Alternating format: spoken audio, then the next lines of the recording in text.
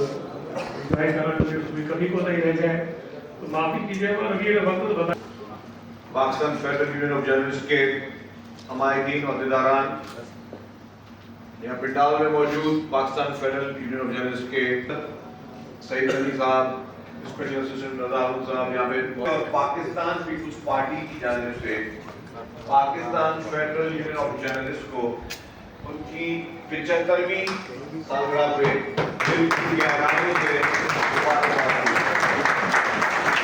تھے.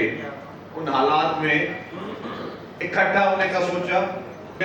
مقصد جو تھا اور اغراض و مقاصد وہ یہ تھے کہ آپ نے سچ حقیقت بتانے کے لیے لوگوں کو کرنا ہے، کیونکہ سچ جو کہ بہت کڑوا ہوتا ہے. سچ،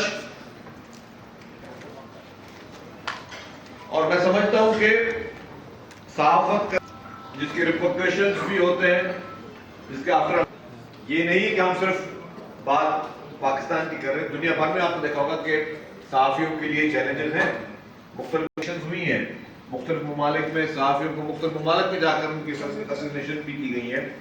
تو ان تمام حالات میں رہ کر اس جو ہے تمام لوگوں نے خطاب کیا، تمام لوگوں نے تقاریر کی. پاکستان پیپلز پارٹی اور سندھ حکومت کی تعریفیں کی کہ کافی عرصے سے پیپلز پارٹی اور سندھ حکومت پاکستان میں سب سے بہتر رہی. میں آپ کو بات بتا دوں کہ یہ ساری چیز یہ نہ میرے ذہن کی بات ہے.